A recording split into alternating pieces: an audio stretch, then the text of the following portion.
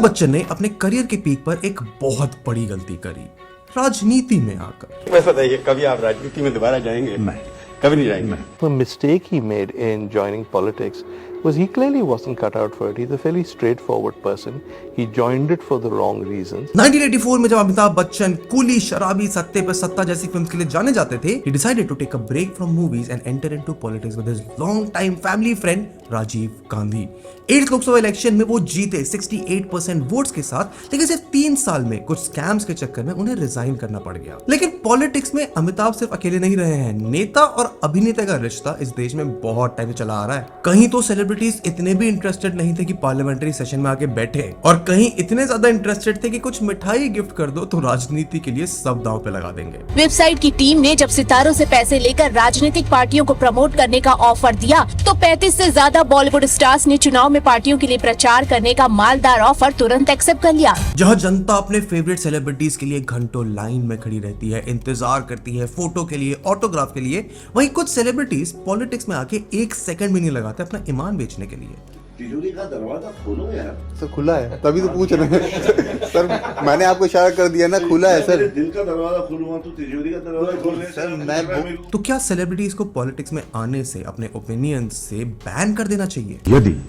एक संस्था है इस देश में जो अपने विचार व्यक्त कर सकती है और प्रजातंत्र में सबको अधिकार है ऐसा कर, तो क्या मैं भी एक उसी प्रजातंत्र का एक इंसान, एक नागरिक होने के नाते अपनी विचार व्यक्त नहीं कर सकता क्या? भारत के हर नागरिक के पास, नॉर्मल इंसान या सेलिब्रिटी के पास अधिकार होता है कि वो अपना ओपिनियन, अपने थॉट्स किसी भी सोशल पॉलिटिकल इश्यूज पर आकर रख सकते हैं। एंड ऐसा भी नहीं है कि सारे सेलिब्रिटीज पॉलिटिक्स में आके बुरा करते हैं। कुछ तो ऐसे जिन्होंने अपना करियर ही स्विच कर दिया पॉलिटिक्स में आके देश की सेवा करने के लिए, जैसे जयललिता और स्मृति ईरानी का बहुत ही शानदार पॉलिटिकल करियर रहा है आफ्टर देयर एक्टिंग करियर। वहीं गौतम गंभीर, देशी क्रिकेटिंग हीरो, 5 साल तक लोकसभा के मेंबर बने रहे, काफी अच्छी स्कीम्स लेके आए। बट इतना ही नहीं, बहुत बार सेलिब्रिटीज के सोशल और पॉलिटिकल ओपिनियन शेयर करने की वजह से पॉजिटिव इंपैक्ट पड़ा है। सुशांत सिंह राजपूत का केस, जब कंगना रनौत और सोनू निगम जैसे सेलिब्रिटीज ने आकर बॉलीवुड और म्यूजिक इंडस्ट्री की सच्चाई लोगों को बताई जो अदरवाइज नॉर्मल लोगों को पता ही नहीं चलती। या फिर कोविड-19 के टाइम में सोनू सूद ने लोगों को वैक्सीन और सोशल डिस्टेंसिंग के बारे में अवेयर करा और आम जनता की ग्राउंड लेवल पर मदद करी। लेकिन उसी के साथ बहुत सारे सेलिब्रिटीज अपने पॉलिटिकल और सोशल ओपिनियन शेयर करने से डरते भी हैं। जैसे सीए और एनआरसी के समय जहां ज्यादातर सेलिब्रिटीज ने शांति रखी थी, वहीं दीपिका के जेएनयू जाने पर बहुत विवाद खड़ा हो गया था। लोग दीपिका को लेकर बट गए, कुछ ने सपोर्ट दिखाया तो कुछ ने बॉयकॉट करा। एंड इसका इंपैक्ट सेलिब्रिटीज को नहीं, उनके साथ काम करने वाले लोगों को भी पड़ता है। मेघना गुलजार, जिन्होंने दीपिका की मूवी छपाक को डायरेक्ट करा था, उन्होंने बताया कि दीपिका के जेएनयू विजिट से डायरेक्ट इंपैक्ट मूवी को भी पड़ा था।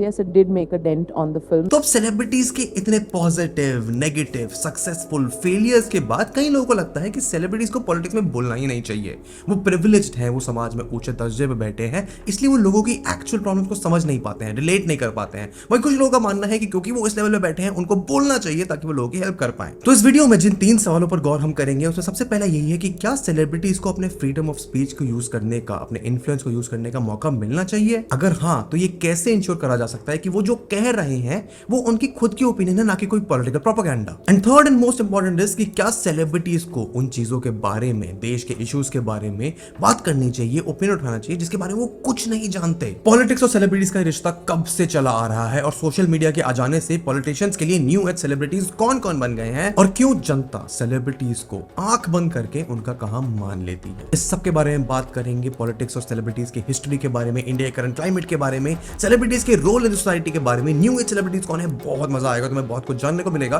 तो इसलिए यहां तक आए तो वीडियो को लाइक कर दो। Let's begin. राजनीति में सेलिब्रिटीज का पार्टिसिपेशन 1950 से चला आ रहा है। पॉलिटिक्स में फिल्म स्टार्स का ट्रेंड की शुरुआत करी थी प्राइम मिनिस्टर जवाहरलाल नेहरू ने, जब उन्होंने लेजेंडरी एक्टर पृथ्वीराज कपूर को राज्यसभा में एक सीट ऑफर करी थी। मेंबर ऑफ पार्लियामेंट होने के नाते पृथ्वीराज कपूर हर सुबह पार्लियामेंट सेशन के दौरान अपने लॉन में बैठकर बहुत सारे विजिटर्स से मिलते थे। Prithviraj Kapoor central railway workers union के 4 साल तक प्रेसिडेंट रहे and he has widely credited with getting a 75% rail fair concession for stage artist and other performers. फिर आगे चल के अमिताभ बच्चन के अलावा 1980s में सुनील दत्त ने कांग्रेस ज्वाइन करी थी and he was elected to Lok Sabha multiple times. 1992 में राजेश खन्ना ने भी कांग्रेस ज्वाइन करी। फिर वहीं 1997 में विनोद खन्ना और शत्रुघ्न सिन्हा ने बीजेपी ज्वाइन कर ली थी। एंड सिर्फ बॉलीवुड एक्टर्स नहीं, साउथ के actors like NT Rama Rao, MG Ram Charan और जया प्रदा जैसे सेलिब्रिटीज ने भी पॉलिटिक्स में हाथ आजमाया। लेकिन सेलिब्रिटीज होने का मतलब ये नहीं था कि पॉलिटिक्स में उन्हें मुश्किलें नहीं झेलनी पड़ेंगी। इनफैक्ट एक सेलिब्रिटी का पॉलिटिकल ड्रामा में, कंट्रोवर्सी में, केसेस में फंसने के चांसेस ज्यादा होते थे। जैसे अमिताभ अमिताभ बच्चन के अलावा सुनील दत्त को बहुत प्रॉब्लम में फंसना पड़ा था जब संजय दत्त को इलीगल वेपन्स के पोजीशन में अरेस्ट करा गया था। उन पर बहुत सवाल उठाए गए। 1990s में हुए इस इंसिडेंट में Sunil Dutt work tirelessly to secure his sons release, लेकिन फिर इस सेटबैक के बाद भी he continue to serve as a member of parliament. Rajesh Khanna और शत्रुघ्न सिन्हा एक दूसरे के अगेंस्ट 1992 के इलेक्शन में लड़े भी थे, लेकिन इस राइवलरी के चक्कर में उनकी गहरी दोस्ती में दरार आ गई थी। राजेश खन्ना इस बात से नाराज थे कि शत्रुघ्न उनके अगेंस्ट में कैसे लड़ सकते हैं, लेकिन जितना भी शत्रुघ्न सिन्हा ने समझाने की कोशिश करी कि ये डिसीजन उनका नहीं LK आडवाणी जी का था, राजेश खन्ना नहीं माने। शत्रुघ्न सिन्हा को इस बात का अफसोस रहा कि सिर्फ पॉलिटिकल आइडियोलॉजी के डिफरेंस के कारण में उन दोनों की दोस्ती में कई साल तक बात ही नहीं हुई। मगर इस लड़ाई के बाद, अमिताभ के डाउनफॉल के बाद, सुनील दत्त के प्रॉब्लम्स के बाद, शत्रुघ्न राजेश खन्ना की लड़ाई के बाद भी सेलिब्रिटीज के इंटरेस्ट, सेलिब्रिटीज की रुचि पॉलिटिक्स में गिरी नहीं, सिर्फ बढ़ी।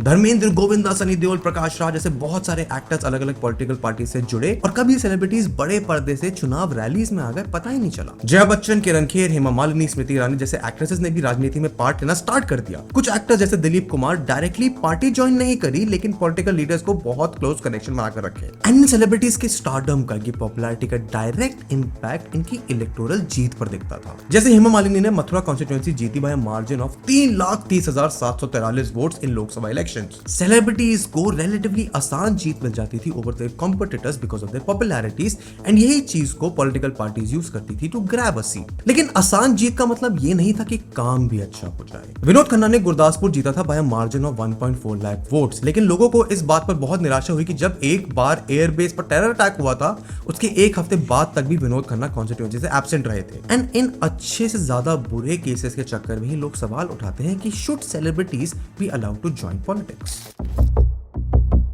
सिर्फ विनोद खन्ना के लिए नहीं थे, celebrities like Dharmendra, Sachin Tendulkar were among those with low attendance records. Shatrughan Sinha ने अपने पूरे टेन्योर के दौरान किसी डिबेट में कोई क्वेश्चन नहीं पूछा, और गोविंदा तो अपने पूरे टेन्योर में एक भी दिन पार्लियामेंट ही नहीं पहुंचे। किसी भी सेलिब्रिटी को ना जब राजनीति में, पॉलिटिक्स में जोड़ा जाता है तो अज्यूम करा जाता है कि वो अपने पब्लिक से कनेक्शन की वजह से, अपनी पॉपुलैरिटी की वजह से ज्यादा इन डेप्थ इन्वॉल्व होकर काम करेंगे, वो अपनी पब्लिक रिस्पॉन्सिबिलिटीज एंड ड्यूटीज को अच्छे से निभाएंगे। इनफैक्ट एक्टर्स के लिए राज्यसभा में सीट्स रिजर्व्ड होती हैं थ्रू आर्टिकल 4(1) एंड आर्टिकल 82, और ये रिप्रेजेंटेशन इसलिए होती है so that people from art, science and culture can also help in developing India from that lens. Reserving representation for them protects them and allows the art to thrive. जब 1950s में पृथ्वीराज कपूर को राज्यसभा में seat मिली, वो इसलिए मिली because वो अपनी performances से पृथ्वी theatre में नेहरूवियन आइडिया जैसे सोशलिज्म एंड सेक्युलरिज्म को अपनी परफॉर्मेंसेस डिपिक्ट करा और आम लोगों में फैलाया। His nomination was a recognition for his contribution to Indian theatre and cinema. And अपने टेन्योर के दौरान उन्होंने आर्ट एंड कल्चर का अपनी सोसाइटी में बहुत प्रचार करा था। लोग सेलिब्रिटीज से रेगुलरली और लंबे टाइम तक जुड़े रहते हैं, जिसकी वजह से उनका इंपैक्ट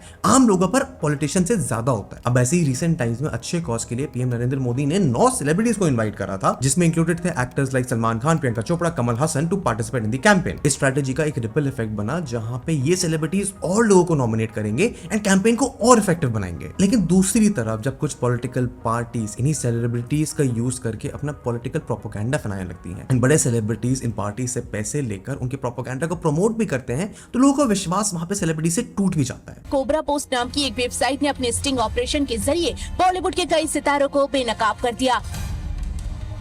वेबसाइट की टीम ने जब सितारों से पैसे लेकर राजनीतिक पार्टियों को प्रमोट करने का ऑफर दिया, तो 35 से ज्यादा बॉलीवुड स्टार्स ने चुनाव में पार्टियों के लिए प्रचार करने का मालदार ऑफर तुरंत एक्सेप्ट कर लिया। ऑपरेशन कैरियोके एक अंडरकवर स्टिंग ऑपरेशन था कोबरा पोस्ट द्वारा, जिसने ये खुलासा करा कि कुछ बॉलीवुड सेलिब्रिटीज कितने आराम से पैसे लेकर पॉलिटिकल पार्टीज के प्रोपेगेंडा को सोशल मीडिया पर प्रमोट करते हैं। इस ऑपरेशन को कंडक्ट करने के लिए कोबरा पोस्ट के जर्नलिस्ट, उनके इन्वेस्टिगेटिव जर्नलिस्ट अलग अलग पार्टीज के PR रिप्रेजेंटेटिव बन के इन सेलेब्स के पास पहुंचे, उनको प्रोपेगेंडा और पैसे ऑफर करे सोशल मीडिया पर पॉलिटिकल पार्टीज के सपोर्ट में पोस्ट डालने के लिए। 9 महीने कॉन्ट्रैक्ट रहेगा ये, ठीक है ना, तो उस हिसाब से हर महीने 30 लाख रुपए आपको एडवांस में पड़ जाएगा। जैकी श्रॉफ, सोनू सूद, अमीषा पटेल, विवेक ओबराय जैसे 36 सेलिब्रिटीज ऐसे पाए गए, including actors, singer, comedians that agreed to promote narratives that were favourable to political parties. While some accepted huge chunks of money, others were ready to post without confirming payment. Arshad Warsi, Vidya Balan जैसे कुछ celebrities ऐसे भी थे जिन्होंने ऐसा promote करने से साफ मना कर दिया। So I'm being very honest with you. I'm so sorry for being blunt,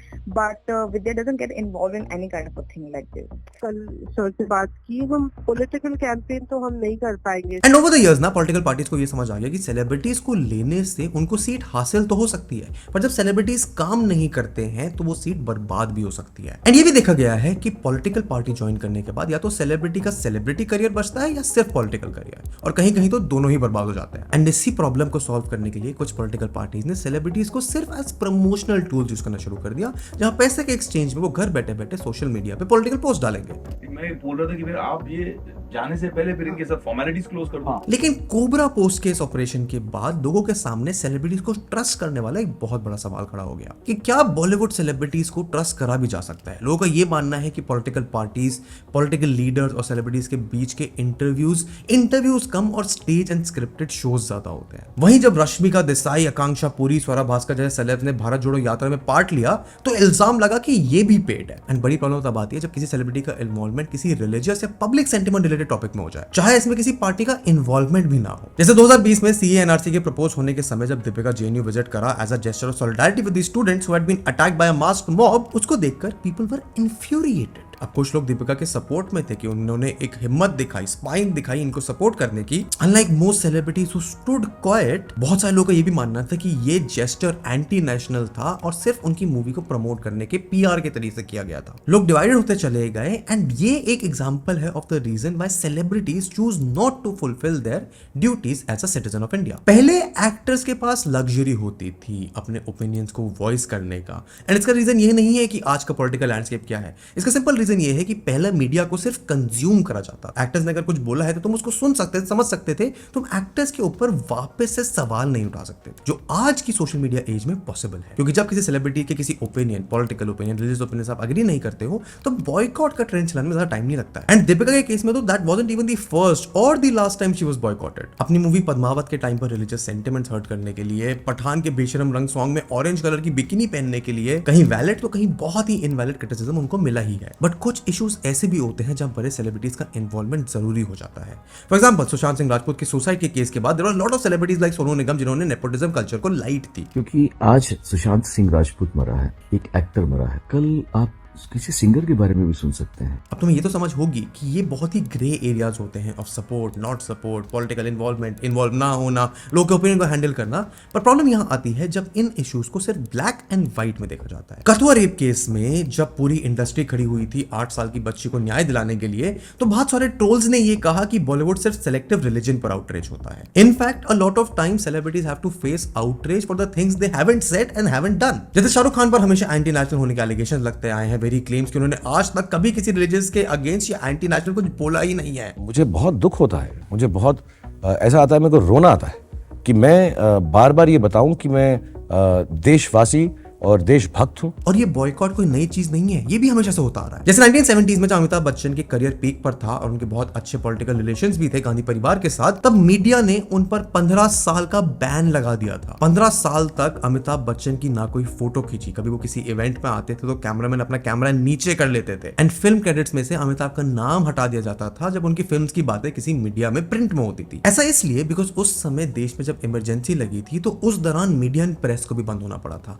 ऐसा माना जाता था कि अमिताभ बच्चन ने गांधी परिवार को इन्फ्लुएंस करा था ये डिसीजन लेने के लिए। प्रेस सेंसरशिप इमरजेंसी की वजह से लगी है, इसमें इसका भी हाथ है और इसलिए हमें अमिताभ बच्चन को बैन कर देना चाहिए। अब इतने सारे एग्जाम्पल, इतनी हिस्ट्री एनालाइज करने के बाद दो चीजें समझ आ ही जाती हैं। नंबर 1 कि पॉलिटिक्स एंड सेलिब्रिटीज को सेपरेट नहीं करा जा सकता है, एंड नंबर 2 कि अगर वो पॉलिटिकल स्टैंड नहीं भी लेते हैं it is still a political stand. And in दोनों चीजों को समझने के बाद तुम्हें बहुत इंटरेस्टिंग लगेगा ऐसी चीजें जो इस देश में पॉलिटिक्स सेलिब्रिटी लैंडस्केप में अगले कुछ सालों में होने वाली है। साथियों, अगले कुछ दिनों में लोकसभा के चुनाव होने जा रहे हैं। आप ये मत सोचिए कि आज का ये इवेंट इसके लिए है। अभी कुछ समय पहले ही नेशनल क्रिएटर अवार्ड्स हुए जहां अलग अलग नीश में, अलग अलग डोमेन में सरकार के द्वारा, सेंट्रल गवर्नमेंट के द्वारा क्रिएटर्स को अवार्ड दिए गए। Not it's a great gesture for creators like us and audiences like you, जो प्रमोट कर रहा है एक क्रिएशन का कल्चर इस देश में। एंड पॉलिटिशियंस भी ये मानते हैं कि इन्फ्लुएंसर ज्यादा डायरेक्ट और पर्सनलाइज कनेक्शन बना सकते हैं इलेक्टोरेट के साथ, ऑडियंसेस के लिए। और ये बात सच भी है। जैसे इन्फ्लुएंसर्स लाइक अंकित बयापुरिया जिन्होंने पूरे देश में 75 हार्ड चैलेंज का ट्रेंड चला दिया। प्रधानमंत्री मोदी जी के साथ उन्होंने स्वच्छ भारत कैंपेन में पार्ट लिया। लेकिन जब देवांग दवे जो मेंबर हैं बीजेपी की इलेक्शन मैनेजमेंट टीम के, उनसे पूछा गया कि social media influencers political parties के लिए क्या कर सकते हैं, तो उन्होंने कहा कि social media influencers ability to shape opinions, engage with a wide audience and drive narratives makes them crucial in our campaigns and they're poised to play a pivotal role in 2024 elections. For example, India की YouTube viewers का base दुनिया में सबसे बड़ा माना जाता है। 462 million people इस प्लेटफॉर्म को यूज करते हैं। अब इसका एक फायदा तो ये है कि सेलिब्रिटीज और पॉलिटिशियंस के बीच में इन्फ्लुएंसर्स अपनी जगह बना रहे हैं, ऑडियंस को मौका दे रहे हैं इलेक्टोरेट के साथ अच्छे से इंटरैक्ट करने का, अपने ओपिनियंस वॉइस करने का। पर दूसरी तरफ जैसे सेलिब्रिटीज पर सवाल उठते हैं, वैसे ही इन्फ्लुएंसर्स, क्रिएटर्स एंड पॉडकास्टर्स पर भी उठने लगे। जैसे अचानक से इंडिया के फेमस पॉडकास्टर्स अलग अलग पार्टीज के पॉलिटिशियंस के साथ पॉडकास्ट लेते मिले एंड पीपल वंडर नेचुरली कि क्या ये पेड तो नहीं है, कि क्या इस अवार्ड के थ्रू किसी पार्टी ने मुझे खरीद लिया है, हमेशा हमेशा के लिए मुझे एक सपोर्टर बनाया है। सिर्फ पॉडकास्टर्स ही नहीं, बहुत सारे इंफोटेनमेंट एंड डॉक्यूमेंट्री चैनल्स जैसे अभियन न्यू और ध्रुव राठी, इन पर ये एलिगेशंस लगते हैं कि just like the media houses, these channels are paid to promote certain propaganda. Abhiyan new के वीडियोस जैसे UPI goes international, how rich is Indian Railways, 100 reasons to love India talks well of India और अभी की current government. Dhruv Rathee is infamous for trending because of his controversial takes on the government, जैसा हमें अभी उनकी recent video के साथ देखने को मिला, where he called India a dictatorship and compared it with North Korea. These channels, along with others, have the potential to influence the political landscape significantly. फिर कहेंगे तुम बीजेपी वाले हो गए हो। आपका कंटेंट आज पूरे भारत में जबरदस्त इंपैक्ट क्रिएट कर रहा है। यूथ के लिए यही उनका सोर्स ऑफ मीडिया है। वो एनकरेज, डिस्करेज और वोटर बिहेवियर को हेविली अफेक्ट कर सकते हैं अपनी वीडियोस के थ्रू। जैसे 2021 में पहली बार आईटी रूल्स के under ministry of information and broadcasting ने 22 ऐसे यूट्यूब चैनल्स ब्लॉक करे थे जिनको माना जा रहा था फेक न्यूज और कोऑर्डिनेटेड मिस इन्फॉर्मेशन फैलाने में यूज करे जाने के लिए। इनमें से 18 इंडियन चैनल्स और 4 पाकिस्तान बेस्ड चैनल्स थे जिनकी क्यूमुलेटिव व्यूअरशिप 260 करोड़ से भी ज्यादा की थी। मिनिस्ट्री द्वारा माना जाता है बहुत सारे YouTube channels anti India content post करते हैं, सेंसिटिव टॉपिक्स को यूज करते हैं जैसे इंडियन आर्म्ड फोर्सेस और जम्मू एंड कश्मीर पर वीडियो बना के व्यूज देने के लिए। पॉलिटिकल यूट्यूब चैनल्स आगे चलकर और भी बड़ा प्रोमिनेंट रोल प्ले करेंगे, similar to how celebrities have used their status to influence politics. They could become key players in election campaigns, policy advocacy and social movements. इस अवार्ड के बाद instantly hate आना स्टार्ट हो गया था Twitter पे, Instagram पे, कि गोदी यूट्यूबर, गोदी मीडिया, अंधभक्ति के लिए अवार्ड एटसेट्रा।